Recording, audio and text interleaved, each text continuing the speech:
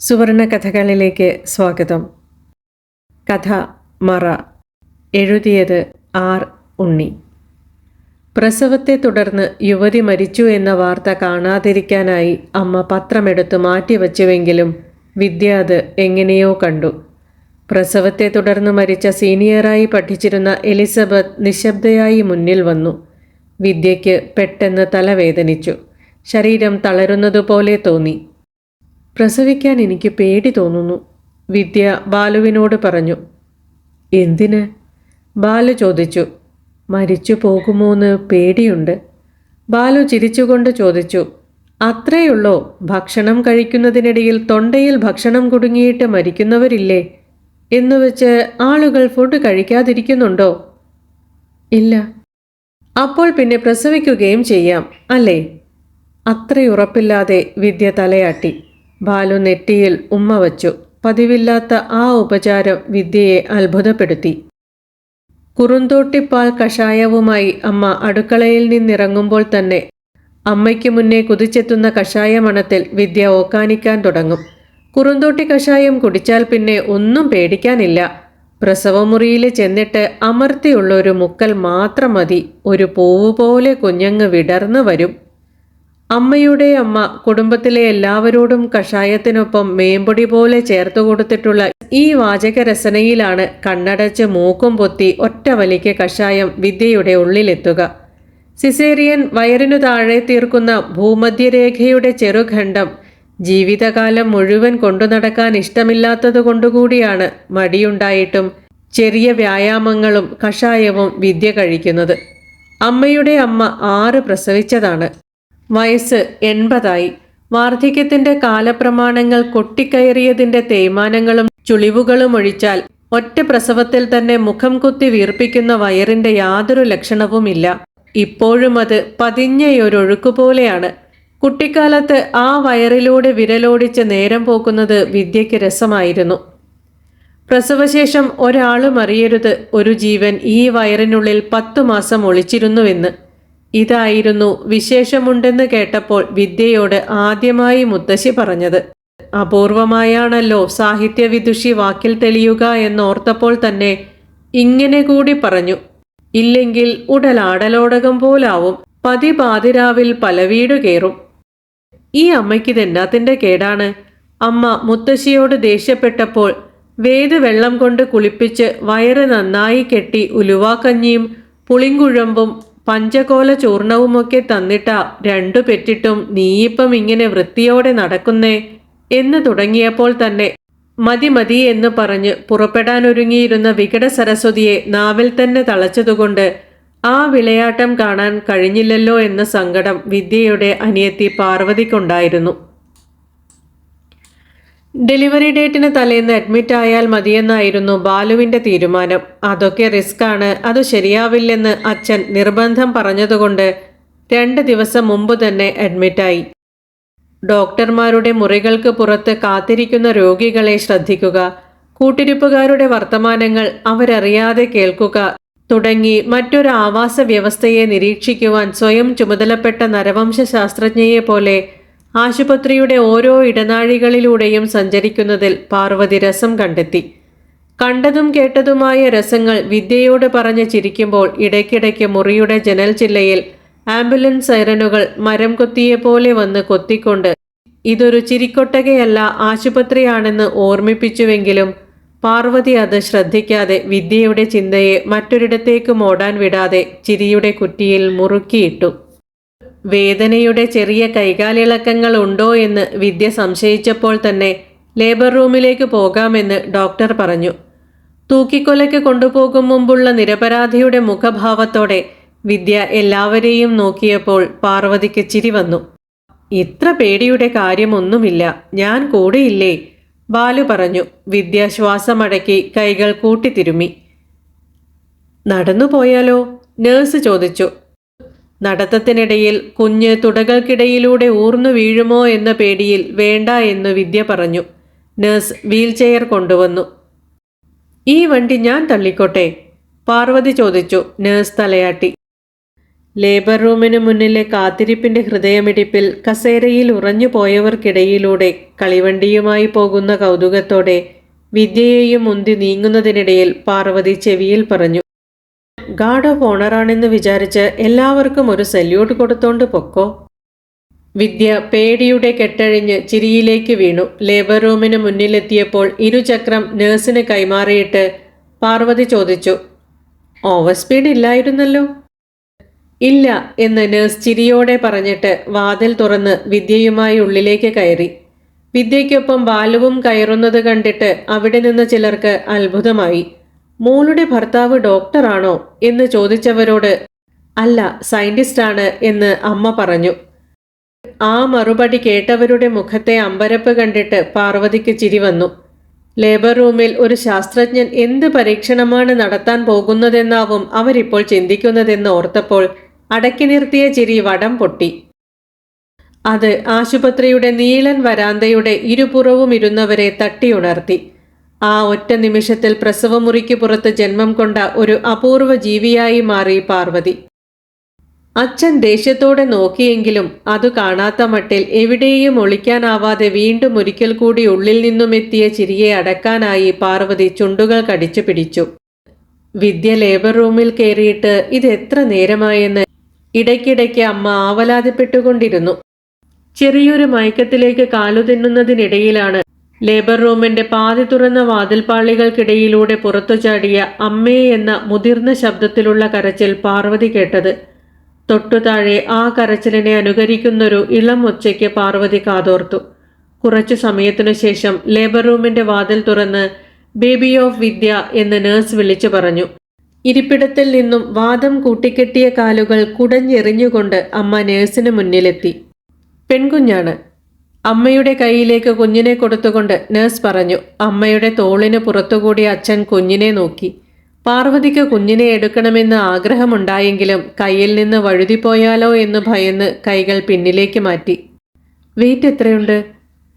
അച്ഛൻ ചോദിച്ചു. 3.5. നോർമൽ അല്ലായിരുന്നോ? അതെ. അച്ഛൻ കണ്ണടച്ച് ഈശ്വര എന്ന് വിളിച്ചു. അപരിചിതനായ ഒരാളോട് പെൺകുഞ്ഞാണ് എന്ന് അച്ഛൻ പറയുന്നത് കേട്ട് പാർവതി നോക്കി. ഇത്രനാളും കെട്ടിയാടിയ ഗൗരവത്തിന്റെ വേഷമഴിച്ചു വെച്ച നടനെ പോലെ സംഭ്രമത്തിൽ നിൽക്കുന്ന അച്ഛനെ ഒന്ന് തൊടണമെന്ന് പാർവതിക്ക് തോന്നി. സ്പർശനത്തിന്റെ ശീലം അവർക്കിടയിൽ അപരിചിതമായതിനാൽ ആ ആഗ്രഹം ഉപേക്ഷിച്ചു. ലേബർ റൂമിൽ നിന്നും പുറത്തേക്ക് വന്ന ബാലുവിനോട് പാർവതി സ്വകാര്യമായി ചോദിച്ചു, എങ്ങനെ കുറുന്തോട്ടി കഷായം വർക്കായോ? ഒറ്റ മുക്കലിൽ കൊച്ചു പുറത്തെത്തിയോ? തമാശ മനസ്സിലാക്കുന്നതിനും തമാശ പറയുന്നതിനും മിടുക്ക് ഒട്ടും ഇല്ലാത്തതുകൊണ്ട് ബാലുവിന്റെ മറുപടി ചതുര വടിവിലായിരുന്നു. അതൊക്കെ വെറും മിത്തല്ലേ, പുഷ് ചെയ്യണം, പെയിൻ ഉണ്ടാകും. വിദ്യ കരഞ്ഞ് സിസേറിയൻ മതിയെന്ന് വരെ പറഞ്ഞു. പക്ഷേ ഡോക്ടർ സമ്മതിച്ചില്ല. കരച്ചിലുകളുടെ പലതരം ആരോഹണങ്ങൾ പ്രസവമുറിയുടെ മേൽത്തട്ടിൽ ഓർക്കസ്ട്രേഷൻ നോട്ടുകൾ വരച്ചിരുന്നത് പാർവതി സങ്കൽപ്പിച്ചു. മടക്കി വച്ച ഇരുകാലുകളുടെ മലയിടുക്കിൽ നിന്നും പുറത്തേക്കിറങ്ങുന്ന കുഞ്ഞിന് അനുകരിക്കുവാൻ അമ്മയുടെ കരച്ചിലല്ലാതെ മറ്റെന്താണുള്ളത്? ചിരിച്ചുകൊണ്ട് ഏതെങ്കിലും സ്ത്രീ പ്രസവിച്ചിട്ടുണ്ടാകുമോ എന്ന് പാർവതിക്ക് ചോദിക്കാൻ തോന്നിയെങ്കിലും ചോദിച്ചില്ല. ഒരിക്കൽ വിക്കുള്ള ഏതെങ്കിലും ഒരു സ്ത്രീയെ കണ്ടിട്ടുണ്ടോ എന്ന് ചോദിച്ചതിന് ഇങ്ങനെയുള്ള സ്റ്റുപ്പിഡ് ചോദ്യങ്ങൾ ചോദിക്കരുതെന്ന് ബാലു പാർവതിയെ താക്കീത് ചെയ്തിരുന്നു. വിദ്യ മുറിയിലേക്ക് തിരിച്ചു വരുമ്പോൾ പാർവതി ചോദിച്ചു, എങ്ങനെ, നല്ല ഡ്രാമ ആയിരുന്നു അല്ലേ? അതേന്ന് ചെറുചിരിയോടെ വിദ്യ പറഞ്ഞു. സംഭവം ഈസി ആയിരുന്നേൽ അടുത്തടുത്തായിട്ട് 2-3 കൂടി നോക്കായിരുന്നു അല്ലേ? ഇതു കേട്ട് നേഴ്സ് ചിരി അടക്കാൻ പാടുപെട്ടു. നാളെ ഡിസ്ചാർജ് ചെയ്യുമെന്ന് വിളിച്ചു പറഞ്ഞിട്ടും ചിറ്റയും അമ്മായിയുമെല്ലാം ആശുപത്രിയിൽ വന്നു.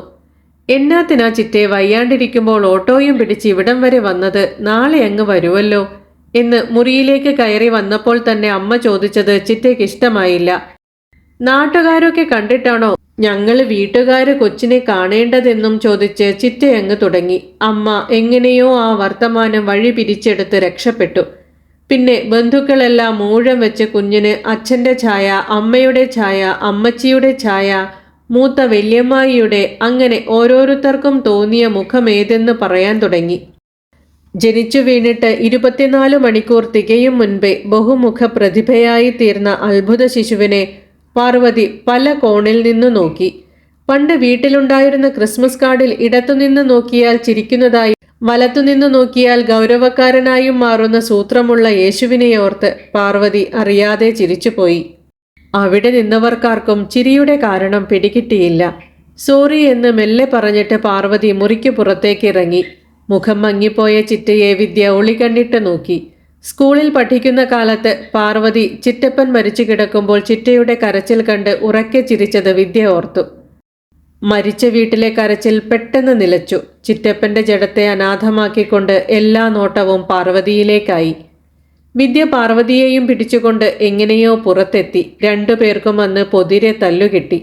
എന്തിനാണ് തന്നെയും തല്ലിയതെന്ന് ഇന്നും വിദ്യയ്ക്കറിയില്ല.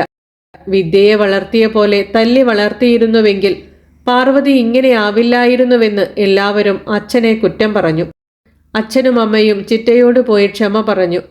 അവളല്ലേ വന്ന് ക്ഷമ പറയേണ്ടതെന്ന് ചിറ്റ ദേഷ്യപ്പെട്ടപ്പോൾ അവൾ ഇനിയും അറിയാതെ ചിരിച്ചുപോയാലോ എന്നുള്ള പേടി കൊണ്ടാണ് കൊണ്ടുവരാതിരുന്നതെന്ന് അമ്മ മടിച്ചു പറഞ്ഞു.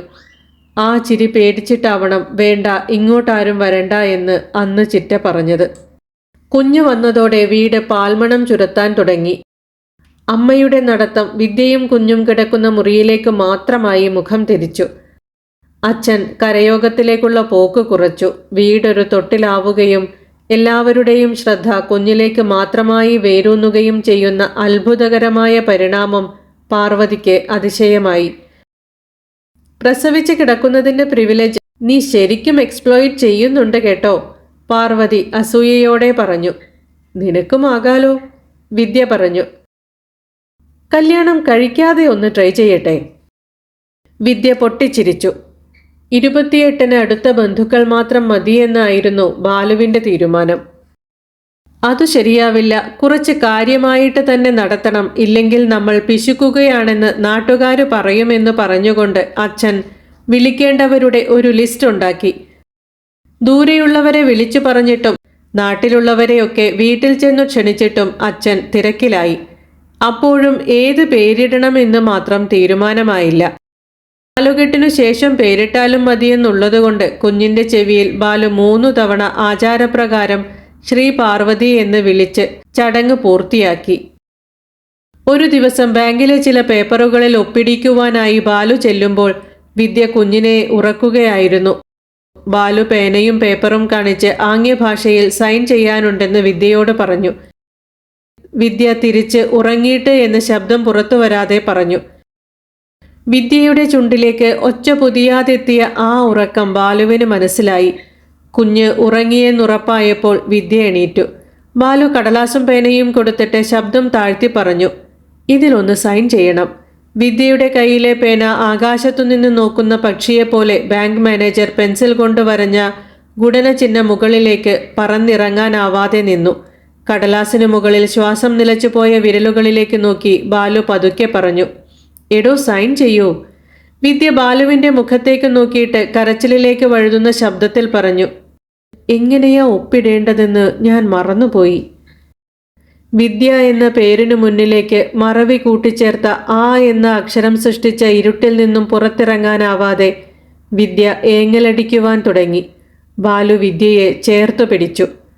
ഇതിലൊട്ടും പേടിക്കേണ്ടതില്ലെന്നും ചിലർക്ക് കുറച്ചു നാളത്തേക്ക് ഇങ്ങനെ ഓർമ്മ തകരാർ ഉണ്ടാവാറുണ്ടെന്ന് ഡോക്ടർ പറഞ്ഞിട്ടും വിദ്യയ്ക്ക് വിശ്വാസം വന്നില്ല.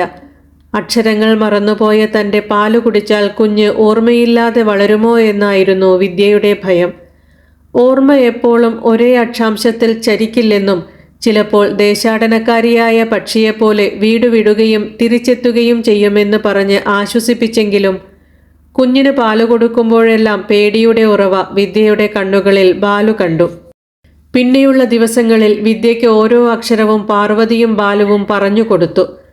പോൾ ക്ലീ ചിത്രങ്ങളിലെ രേഖകൾ പോലെ ഓർമ്മയുടെയും മറവിയുടെയും പിണയലിൽ നിന്നും മെല്ലെ വാക്കുകളും വാചകങ്ങളും ഉരുവും കൊള്ളാൻ തുടങ്ങി. പാർവതി കർശനക്കാരിയായ അധ്യാപികയെപ്പോലെ പറഞ്ഞു, ദാ ഈ പേപ്പറിൽ എന്തെങ്കിലുമൊക്കെ എഴുത്. എന്തെഴുതണം? വിദ്യയ്ക്ക് സംശയമായി. ഇഷ്ടമുള്ളത്. ആലോചനയ്ക്കെന്ന പോലെ പേന കുറച്ചുനേരം നിശബ്ദമായി നിന്ന ശേഷം ചെറു ചുവടുകൾ വയ്ക്കാൻ തുടങ്ങി. എഴുതി പൂർത്തിയാക്കിയത് പാർവതിക്ക് കൈമാറി. വായിച്ച ശേഷം വിദ്യയ്ക്ക് തിരിച്ചു കൊടുത്തിട്ട് പറഞ്ഞു, ഇനി ഇത് നീ തന്നെ ഒന്ന് വായിച്ചു നോക്കൂ. വെള്ളക്കടലാസിന്റെ ശിരസ് മുതൽ പാദം വരെ നിരതെറ്റാതെ കെട്ടിയ കറുപ്പുമഷി പടർന്ന പടവുകളിലൂടെ ഇറങ്ങിയപ്പോൾ വിദ്യയ്ക്ക് ആദ്യമായി ആശ്വാസം തോന്നി. ഒരു നിരയിൽ പോലും പിഴ വന്നിട്ടില്ല. ഇനി നീ എനിക്ക് ക്ഷമാപണം നിറഞ്ഞ ഒരു കത്തെഴുതിക്കേ. 1/3 സംഗ്രഹിക്കുക, രചന, ഇതൊക്കെ പിന്നാലെ വരും. തൽക്കാലം കത്തെഴുത്, പാർവതി പറഞ്ഞു. എന്ത് പറഞ്ഞിട്ട്? വിദ്യ ചോദിച്ചു. കഴിഞ്ഞ തവണ തറവാട്ടിൽ പോയപ്പോൾ കണ്ട കാര്യങ്ങളൊക്കെ എഴുതിക്കോ. കിടക്കാൻ നേരത്ത് വിദ്യ ബാലുവിനോട് ചില കാര്യങ്ങളുടെ വിശദാംശങ്ങൾ ഓർക്കാൻ കഴിയുന്നില്ലെന്ന് പറഞ്ഞു. ഭയം രാഗിയെടുത്ത വാക്കുകളിലെ വിറയൽ ബാലു ശ്രദ്ധിച്ചു. ഓർമ്മയുടെ ചെറുമരണങ്ങൾ ഏൽപ്പിക്കുന്ന വിടവുകളെ അത്ര വേഗം കൂട്ടിച്ചേർക്കാനാവില്ലെന്ന് ബാലുവിനറിയാമായിരുന്നതുകൊണ്ട് ഒരധ്യയനം പോലെ പിറ്റേന്നു മുതൽ ഓരോ കാര്യങ്ങളായി അസ്വാഭാവികത തോന്നിക്കാതെ പറഞ്ഞു തുടങ്ങി. മറഞ്ഞുപോയതെല്ലാം അതിവേഗം മുഖം കാണിച്ചു തുടങ്ങിയപ്പോൾ ഓർമ്മയുടെ താൽക്കാലികമായ വീഴ്ചയെ കണ്ടില്ലേ, ഇത്രയേ ഉള്ളൂ എന്ന് പറഞ്ഞ് ബാലു നിസ്സാരമാക്കി. അത് ശരിയെന്ന് സമ്മതിക്കുമ്പോഴും കുഞ്ഞിന്റെ ഓർമ്മയെക്കുറിച്ചുള്ള വ്യാധി ഇടയ്ക്കിടയ്ക്ക് കരച്ചിലായി പുറത്തേക്ക് വന്നിരുന്നു. വിദ്യയുടെ കുഞ്ഞിനെ ചുറ്റി മാത്രമുള്ള ഭ്രമണം അവസാനിപ്പിക്കണമെന്നുള്ളതുകൊണ്ടാണ് ഇടയ്ക്ക് പുറത്തു പോകുമ്പോൾ വിദ്യയെയും കൂടി കൂട്ടണമെന്ന് ബാലു പാർവതിയോട് പറഞ്ഞത്. ഒരു ദിവസം നിർബന്ധിച്ച് ടൗണിലെ തുണിക്കടയിൽ കൊണ്ടുപോയെങ്കിലും വിദ്യയുടെ കാലുകൾ വീട്ടിലേക്ക് പോകാൻ തിടുക്കപ്പെട്ടു. തുണിക്കടയിൽ നിന്ന് തിരിച്ചിറങ്ങുമ്പോഴാണ് ഒരാൾ വിദ്യയെ എന്ന് പിന്നിൽ നിന്ന് വിളിച്ചത്. പാർവതിയും വിദ്യയും തിരിഞ്ഞു നോക്കി. എന്താണിവിടെ? അയാൾ ചോദിച്ചു. ചെറിയൊരു ഷോപ്പിംഗ്, വിദ്യ പറഞ്ഞു. കുഞ്ഞുണ്ടായതൊക്കെ അറിഞ്ഞു. പെൺകുട്ടിയല്ലേ? അതെ. പെട്ടെന്ന് വാക്കുകൾ വറ്റിപ്പോയതുപോലെ അയാൾ ഒരു നിമിഷം നിശബ്ദനായി. തിടുക്കപ്പെട്ട് ഓടി വന്നതിൻ്റെ ആയാസം ഇറുകിയ ഷർട്ടിൻ്റെ ഉള്ളിൽ മുറുമുറുക്കുന്നുണ്ടായിരുന്നു. ആ സന്ദർഭം വിചിത്രമായൊരു കണ്ടുമുട്ടലിലേക്ക് ചാഞ്ഞു വീഴുമെന്ന് തോന്നിയപ്പോൾ അയാളെ പാർവതി സ്വയം പരിചയപ്പെടുത്തി. ഞങ്ങൾ എന്നാൽ പോട്ടെ. വിദ്യ തിടുക്കം കൂട്ടി. ഹസ്ബൻഡിന് ഇന്ന് വൈകിട്ട് ബാംഗ്ലൂർക്ക് പോകണം. അയാൾ തലയാട്ടിയിട്ട് ചോദിച്ചു. മോൾക്ക് എന്താ പേരിട്ടത്? പേരൊന്നും ഇട്ടില്ല. നല്ല പേര് വല്ലതും ഉണ്ടെങ്കിൽ സജസ്റ്റ് ചെയ്യാം. പാർവതിയാണ് പറഞ്ഞത്. അയാൾ ചിരിച്ചിട്ട് പറഞ്ഞു. എനിക്കിഷ്ടമുള്ള ഏറ്റവും നല്ല പേര് എൻ്റെ അമ്മയുടെ അമ്മച്ചിയുടെ പേരാ. അതെന്താണെന്ന് പാർവതി ചോദിക്കാൻ തുടങ്ങും മുൻപ് വിദ്യ നടന്നിരുന്നു. പിന്നാലെ എത്തിയിട്ട് പാർവതി ചോദിച്ചു. നിനക്കാളെ മനസ്സിലായില്ലേ? സതീഷല്ലേ? പിന്നെന്താ നീ ഇത്ര ഫോർമലായി സംസാരിച്ചത്? ഞാൻ സാധാരണ ഒരാളോട് സംസാരിക്കുന്ന പോലെയല്ലേ സംസാരിച്ചത്? ഒന്നില്ലേലും നിങ്ങൾ കുറെ കാലം പ്രേമിച്ചതല്ലേ? ഒരിക്കൽ അയാളെ വിദ്യ ദൂരെ നിന്ന് കാണിച്ചു കൊടുത്തിട്ടുള്ളതൊഴിച്ചാൽ അവർക്കിടയിൽ എന്താണ് സംഭവിച്ചതെന്ന് പാർവതി ചോദിച്ചിട്ടില്ല. 2 ദിവസം മുഴുവൻ ഓർത്തെടുക്കാൻ ശ്രമിച്ചിട്ടും പ്രണയിച്ചു എന്ന് പറയുന്ന കാലം വിദ്യയ്ക്ക് പിടികൊടുത്തില്ല. മറവിയുടെ മാരീചൻ കളി തുടർന്നുകൊണ്ടിരുന്നു. വിദ്യ പാർവതിയോട് പറഞ്ഞു. എനിക്കതൊന്നും ഓർമ്മ കിട്ടുന്നില്ല. സതീഷിനെ ഒന്ന് പോയി കാണണമെന്നുണ്ട്. ടൗണിലെ തിരക്കില്ലാത്ത റെസ്റ്റോറൻറ്റിൽ സതീഷ് ഉണ്ടായിരുന്നു. കുഞ്ഞുറങ്ങാൻ താമസിച്ചതുകൊണ്ടാണ് എത്താൻ വൈകിയതെന്ന ക്ഷമാപണത്തോടെയാണ് വിദ്യ വന്നിരുന്നത്. കാത്തിരിക്കുന്നതൊക്കെ രസമല്ലേ എന്ന് പറഞ്ഞ് ക്ഷമാപണത്തിന്റെ മുഖമുരയെ അവർക്കിടയിൽ നിന്നും അയാൾ അപ്പോൾ തന്നെ ഒഴിവാക്കി. ഓർഡർ എടുക്കാൻ വന്ന വെയിറ്ററോട് 2 കാപ്പി മാത്രം പറഞ്ഞു. കാണണമെന്ന് പറഞ്ഞത് വേറൊന്നുമല്ല, ഡെലിവറിക്ക് ശേഷം ചില കാര്യങ്ങൾ വിട്ടുപോകുന്നു. വിദ്യ പറഞ്ഞു. ചില കാര്യങ്ങളെന്നു പറഞ്ഞാൽ? സതീശന് മനസ്സിലായില്ല. നമ്മൾ അർദ്ധോക്തിയിൽ അവസാനിച്ച ആ വാചകം അയാളുടെ ആകാംക്ഷയെ തിരിച്ചു വിളിച്ചു. എങ്ങനെ, എപ്പോൾ എന്നൊക്കെ ഒന്ന് പറഞ്ഞു തരാവോ? PSC കോച്ചിങ്ങിന് പഠിക്കുമ്പോൾ കണ്ടതും എങ്ങനെയൊക്കെയോ ഇഷ്ടമാണെന്ന് പറഞ്ഞതും ഒരാഴ്ചയ്ക്ക് ശേഷം വിദ്യയുടെ മറുപടി കിട്ടാതിരുന്നതുകൊണ്ട് വീണ്ടും ചോദിച്ചതും അപ്പോൾ തലയാട്ടിയതും ഇടയ്ക്ക് വെച്ച് വിദ്യ കോച്ചിങ് നിർത്തി പോയതുമെല്ലാം ഒറ്റ ശ്വാസത്തിൽ അയാൾ പറഞ്ഞു തീർത്തു. പഴയ ഒരു പ്രേമകഥ അത്രയൊന്നും രസത്തിലല്ല വിവരിച്ചതെങ്കിലും വിദ്യയുടെ ഓർമ്മയിൽ ചില കാഴ്ചകൾ അവിടവിടെയായി തെളിഞ്ഞു. പദപ്രശ്നം പൂരിപ്പിക്കുവാനുള്ള കൗതുകത്തിലെന്ന പോലെ വിദ്യ ചോദിച്ചു. നമ്മൾ എന്തായിരുന്നു അന്നൊക്കെ സംസാരിച്ചിരുന്നത്? മൊത്തത്തിലൊരു സൈലന്റ് മൂവി മോഡായിരുന്നു. കാപ്പി കുടിച്ചുകൊണ്ട് അയാൾ പറഞ്ഞു. ഇതു കേട്ടപ്പോൾ വിദ്യയ്ക്ക് ചിരി വന്നു. പിന്നെ തനിക്കാണെങ്കിൽ വർത്തമാനം പറയാനുള്ള പേടി, എനിക്കാണെങ്കിൽ ജനിച്ചപ്പോൾ മുതൽ കൂടെ കൂട്ടിയിട്ടുള്ള സോഷ്യൽ ആങ്സൈറ്റി. ഇപ്പോൾ അതൊന്നുമില്ലല്ലോ. അതൊക്കെ ഭാര്യ എടുത്ത് ദൂരെ കളഞ്ഞു. അവള് വന്നതോടെ എൻ്റെ അമ്മ പോലും ആളുകളുടെ മുഖത്തു നോക്കി സംസാരിക്കാൻ തുടങ്ങി. പിന്നെ എൻ്റെ കാര്യം പറയണോ? വിദ്യ കാപ്പി കുടിച്ചിട്ട് കുറച്ചു നേരം മിണ്ടാതിരുന്നു. ആ നിശബ്ദതയുടെ ആയുസ് കുറയ്ക്കാനെന്ന പോലെ അയാൾ ചോദിച്ചു, എന്തായി, മോളുടെ പേര് ഫിക്സ് ചെയ്തോ? ഇതുവരെയൊന്നും ആയിട്ടില്ല. പെട്ടെന്നാണ് എന്തോ ഓർത്തിട്ടെന്ന പോലെ വിദ്യ ചോദിച്ചത്. അന്നു പറഞ്ഞില്ലേ സതീഷിന്റെ അമ്മയുടെ പേര് നല്ല രസാന്ന്, അതെന്തായിരുന്നു? അതൊരു പഴയ പേരാണെന്നും പറഞ്ഞുകൊണ്ട് സതീഷ് അത് പറഞ്ഞു. കുറച്ചുനേരം കൂടി അവർ സംസാരിച്ചു. കുഞ്ഞിനെ അമ്മയെ ഏൽപ്പിച്ചിട്ട് വന്നിട്ടുള്ളതുകൊണ്ട് വേഗം പോകണമെന്ന് പറഞ്ഞ് വിദ്യ ഇറങ്ങുമ്പോൾ ഔപചാരികതയുടെ പേരിൽ വർഷങ്ങൾക്ക് ശേഷം ഒന്നിച്ചിരുന്നു സംസാരിക്കുവാൻ കഴിഞ്ഞതിലുള്ള നന്ദി പറയാതിരിക്കുവാൻ ഇരുവരും ശ്രദ്ധിച്ചു. വീട്ടിലേക്ക് കയറുമ്പോൾ അമ്മ ഉമ്മറത്തുണ്ടായിരുന്നു. വിദ്യ പറഞ്ഞു, അമ്മേ, കുഞ്ഞിനിടാനൊരു പേരു കിട്ടി. നല്ല പേരു വല്ലതുമാണോ? അതൊക്കെ അതെ, പക്ഷേ പഴയ പേരാണ്.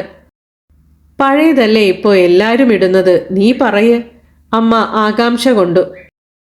ഒട്ടും നാടകീയതയില്ലാതെ വിദ്യ ആ പേരു പറഞ്ഞതും പേരിൽ നിന്നു ചേറുമണമടിച്ചിട്ടെന്ന പോലെ മുഖം കോട്ടിക്കൊണ്ട് എടുത്തടിച്ച അമ്മ പറഞ്ഞു, ഇതൊന്നും നമുക്കിടാൻ പറ്റിയ പേരല്ല. ഉറങ്ങിപ്പോയാൽ കുഞ്ഞിന്റെ മുഖം മറന്നു പോകുമോ എന്ന പേടിയിൽ നഷ്ടപ്പെട്ട ഉറക്കക്ഷീണം തീർത്ത കറുപ്പ് പെട്ടെന്ന് കണ്ണിനെ മൂടുന്നതുപോലെ വിദ്യയ്ക്ക് തോന്നി. അതെന്താ അമ്മേ അങ്ങനെ പറഞ്ഞത്? നുണ കൊണ്ട് ഓർമ്മകളെ കബളിപ്പിക്കാനാവില്ലെന്നറിഞ്ഞിട്ടും വിശദീകരണത്തിന് പഴുതു കൊടുക്കാത്ത വിധം അമ്മ സ്വരം കടുപ്പിച്ചു. ആ, അതങ്ങനാ.